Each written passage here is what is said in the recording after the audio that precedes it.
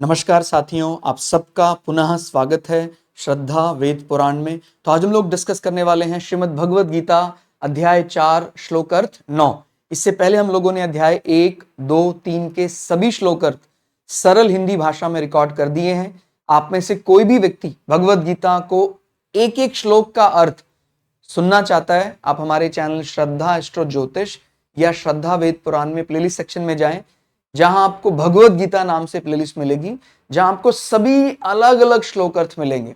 और आपका यदि प्रोत्साहन रहा तो हम 700 के 700 श्लोकों का अलग अलग अर्थ रिकॉर्ड करेंगे। तो आइए बढ़ते हैं आज के श्लोक में। तो भगवान श्री कृष्ण अर्जुन को समझाते हुए कहते हैं, हे अर्जुन, माने ये संबोधन एक प्रकार से अर्जुन को कहते हुए हमारे लिए किया गया है। हे अर्जुन, मेरे जन्म और कर्म दिव्य अर्थात निर्मल और अलौकिक हैं।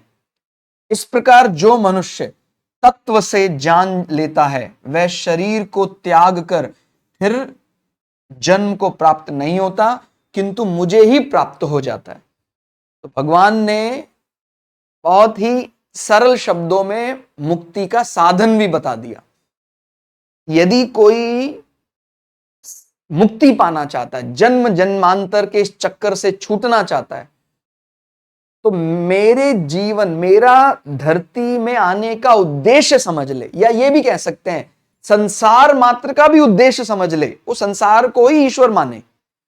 ठीक है, हम किसी अवतार विशेष की बात कर रहे हैं कि कोई राम अवतार के समय, कृष्ण अवतार के समय, लेकिन यदि अवतार, विशेष अवतार आपको कोई विशेष कला अवतार नहीं भी दिखाई देता है, तब भी संसार को भी यदि आप परमात्मा स्वरूप मानकर आप ये ईश्वर का भगवान ने रचा है और उस कर्म बंधन से मुक्त पाने के लिए हमें कर्म योग सिद्धांत मानना है और भगवान की लीला चल रही है, इस प्रकार से यदि हम मानते हैं, तो फिर हमारा जब जीवन ऐसा लगता है, हमारा जो लौकिक शरीर है उसका अंत होने पर फिर हमें दोबारा जन्म नहीं लेना पड़ता है।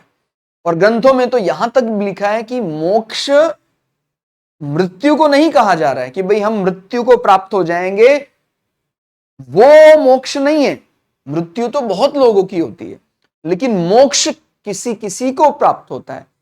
बल्कि महाभारत में एक जगह तो ऐसा भी आया कि हम जीते जी ही मोक्ष को प्राप्त कर लेते हैं। हमारी जब विचारधारा, हम जब कर्म योग सिद्धांत को समझ जाते हैं कि किस प्रकार से भगवान के जो विशेष अवतार आए, अलग अलग कला अवतार आए, कोई 16 कला, 12 कला, तो जिस प्रकार से उन्होंने कर्म योग सिद्धांत का पालन किया, यदि हम उसको का अनुसरण करें, उनकी लीलाओं का स्मरण करें, तो हम भी अनायास ही जन्म जन्मांतर के चक्कर से मुक्त हो जाएंगे। इसको और थोड़ा सरल शब्दों में समझें तो भगवान के समान मनुष्य का जन्म लेना तो दिव्य नहीं हो सकता। जैसे अब हम कृष्णावतार की बात करते हैं तो भगवान को कोई ऐसा नहीं माना, भगवान तो प्रकट हुए, माया को अपने अधीन कर प्रकट हुए। जैसे हमारा जो प्राकट्य मनुष्यों का होता है कि इस प्रकार से भगवान प्रकट नहीं होते हैं। भगवान तो माने हमारा तो जन्म हुआ है, योनि से हमारा जन्म हुआ है, लेकिन भगवान तो प्रकट होते हैं माया को अधीन करके। तो यही बात समझनी, भगवान के समान मनुष्य का जन्म तो दिव्य नहीं हो सकता है। लेकिन हम भगवान से क्या सीख सकते हैं, या हम किस विषय में भगवान के समान होने का प्रयास कर सकते हैं, और उसमें कोई बुराई नहीं है। भगवान सबल होने के बाद भी बार बार जब उनको लगता है कि ये कर्तव्य है, उसको पूरी निष्ठा से कर रहे हैं। भगवान के पास सारे आयुध हैं, सारे वेपन्स है, उसके बाद भी भगवान कोई जीतने के लिए युद्ध नहीं करते हैं। भगवान तो कहते हैं भाई हम युद्ध क्षेत्र में आए, और भगवान इतने सक्षम होने के बाद भी हर युद्ध जीत सकते थे, फिर भी उन्होंने युद्ध क्षेत्र में जब उनको लगा कि नहीं, हमें इस समय धर्म की रक्षा करने के लिए रण छोड़कर भागना भी पड़ेगा, तो वो रण छोड़ भी कहलाए।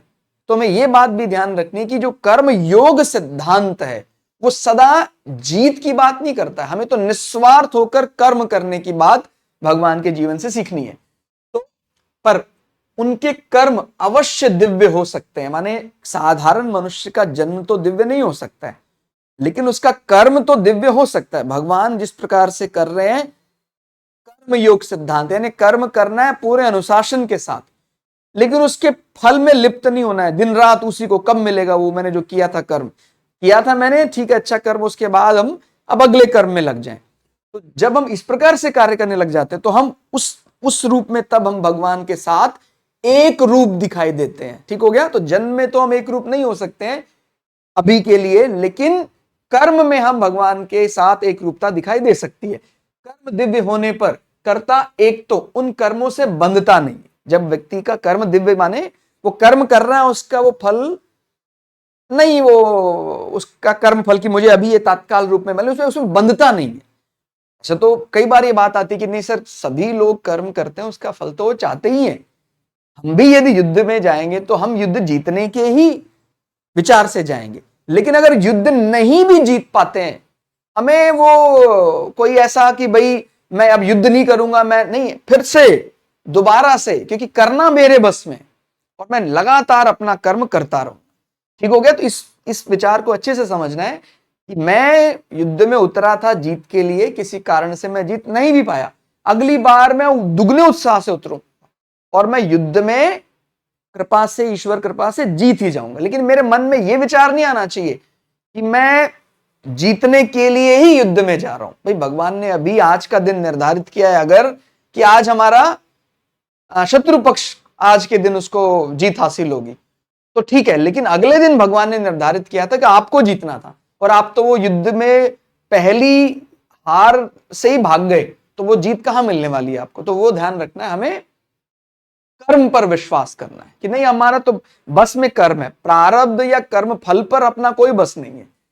तो दूसरा माने क्या होता है, एक तो हम उन कर्मों से बंधते नहीं है। कर्म में बंधेंगे तो क्या होगा, बार बार उसका कुछ ना कुछ पाप या पुण्य अपने को मिलेगा, फिर उसको अपने को दोबारा भोगना पड़ेगा। तो जब हम कर्म योग सिद्धांत समझ जाते हैं तो फिर हम उसमें बंधते नहीं। दूसरा, वह पुराने कर्मों से भी नहीं बंधता है। कोई पुराने कर्म यदि कुछ ऐसे हमें अच्छे या बुरे हो गए, उसका भी फिर हमें उसका भोग करने की या उसका एक जो फल लेने की आवश्यकता नहीं होती है। मेरे जन्म जन्मांतर के ना जाने कितने कर्म संचित होकर चले आए, लेकिन आप अगर किसी पुण्य के कारण मेरा कोई बड़ा पुण्य उदय हो जाता है और मैं कर्म योग सिद्धांत समझ जाता हूं, तो मेरे जितने अर्जित पुण्य और पाप सब नष्ट हो जाएंगे। याद रखना है, कर्म योग सिद्धांत में जब मुक्ति मार्ग की ओर बढ़ते हैं तो हमारा पाप भी नष्ट हो जाता है, एक प्रकार से पुण्य की भी आकांक्षा समाप्त हो जाती है। तो जब हम पाप और पुण्य से परे चले जाएंगे तब हम मुक्ति को पालेंगे। ठीक हो गया कि भाई ये कर्म में मैं मुझे पुण्य मिलेगा ऐसी भावना से कर रहा हूं, ये कर्म किया मैंने पाप मिलेगा। जब हम स्वर्ग और नरक की आकांक्षा से परे चले जाएंगे तभी हम मुक्ति को प्राप्त हो पाएंगे। ठीक हो गया।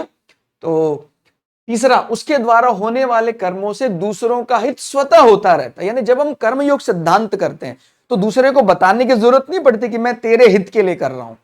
जब आप कर्म योग सिद्धांत को मान रहे हैं तो वो अपने आप ही प्रकृति सभी को ये बात जता देती है कि ये व्यक्ति जो कर्म योग सिद्धांत का पालन कर रहा है ये सबका हित ही करने वाला है। आज नहीं तो कल ये बात सर्वविदित हो जाती है, सबको समझ में आ जाती है। तो इसलिए उस समय फिर हमें बार बार दूसरे को बताना नहीं पड़ता। नहीं तो कई बार क्या होता है, मुझे बताना, हमें जब हम इस सिद्धांत को जानते हैं हम बताना पड़ता है कि हम आपके लिए कर रहे हैं, बार बार इसी में हमारा समय चला जाता है, दूसरे को इंप्रेस करने में या दूसरे को प्रभाव में लेने में। लेकिन मैं कर्मयोग सिद्धांत में कर रहा हूं, मुझे बार बार दूसरे को प्रभावित करने की, दूसरे को कन्विंस करने की भी जरूरत नहीं है। अगर मैं स्ट्रिक्टली फॉलो करता हूं कर्म में तो दूसरा वाला मेरे कर्म से ही कन्विंस हो जाता है, मेरी जो कर्तव्य परायणता है उसी से वो विश्वास में आ जाता है। ठीक हो गया। तो ये ध्यान रखना है, यानी बोलकर किसी को एग्री करने, सहमत करने की बजाय अपने कर्म से उसको सहमत किया जाए। आगे क्या कहते हैं, भगवान की लीलाओं को गाने से, सुनने से, पढ़ने से और उनका चिंतन करने से भगवान के साथ संबंध जुड़ जाता है।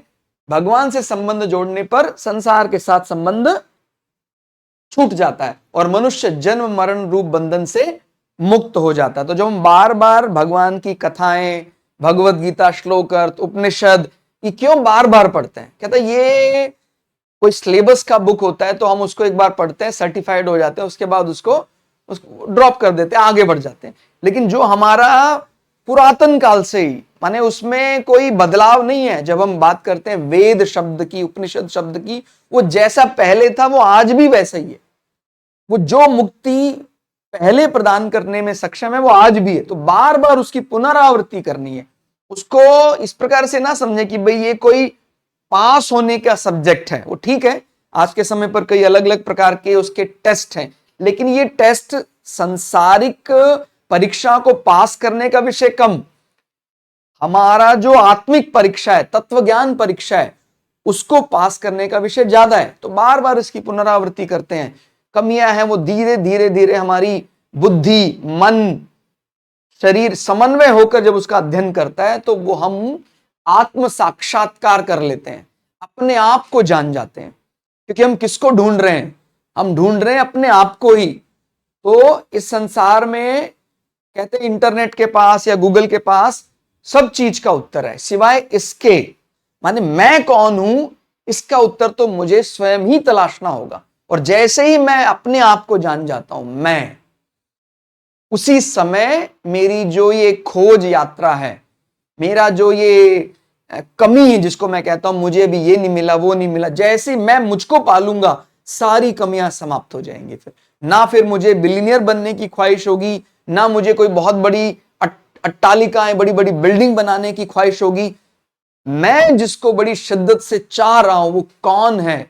वो मैं अपनी आत्मा को ढूंढ रहा हूं। और जब मुझे आत्म तत्व परमात्मा साक्षात्कार हो जाएगा फिर मैं तृप्त हो जाऊंगा।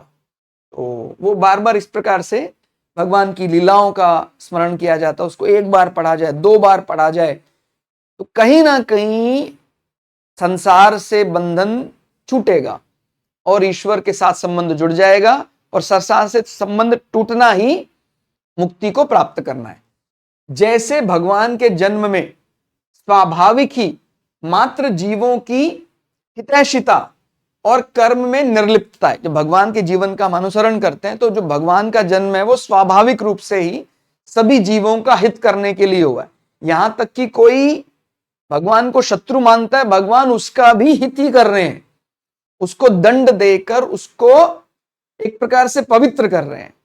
क्योंकि जब हम किसी बच्चे को पनिश करते हैं, कोई क्लास टीचर उसको दंड देता है, वो दंड इसलिए दे रहा है कि ताकि वो नहीं सही कर्म नहीं कर पा रहा है, वो सही जो लेक्चर में डिलीवर हुआ था वो नहीं लिख पा रहा है, वो कहीं ना कहीं डर से, भय से, दंड से वो सीख जाए, ऐसा टीचर या अध्यापक की मनोवृत्ति रहती है।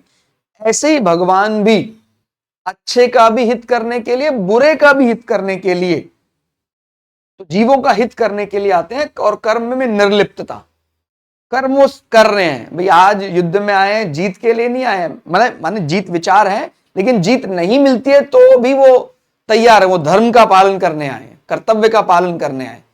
युद्ध में जीत मिले, युद्ध से भागना पड़े धर्म की रक्षा के लिए, तो फिर उसके लिए भी वो तैयार है। तो ये चीज हमें भगवान से सीखनी चाहिए। ऐसे ही मनुष्यों में भी मात्र जीवों की हितैषिता और कर्म में निर्लिप्तता आ जाना ही वास्तव में भगवान के जन्म और कर्म को तत्व से जानना है।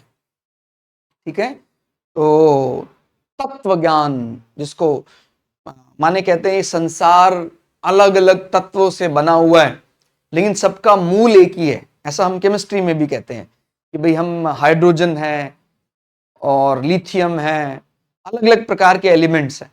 वो ठीक है, अलग अलग प्रकार हैं, लेकिन उनका जो बेसिक है वो तो वही एटम। ठीक हो गया, एटम के अंदर कोई किसी के अंदर प्रोटॉन थोड़े कम हो गए, थोड़े ज्यादा हो गए, उसी से अलग अलग प्रकार की ये विचित्र संसार बन जाता है, लेकिन सबका मूल आधार वही है, प्रोटॉन, इलेक्ट्रॉन, न्यूट्रॉन्स। तो ऐसे ही हम, माने ये तो मैंने केमिस्ट्री की भाषा में समझाया, यहां भी संसार में जैसे आपने कोई फल लिया, उस फल का एक छोटा टुकड़ा लिया, उसको खोलते हैं, उसमें बीज दिखते हैं, उस बीज को फिर तोड़ते हैं तो वो इतना सूक्ष्म हो जाता है कि वो उसमें फिर और दिखना बंद हो जाता है। उसी सूक्ष्म तत्व से वो पूरा संसार बना और उसमें कितनी भिन्नताएं हैं। तो जब हम इस प्रकार से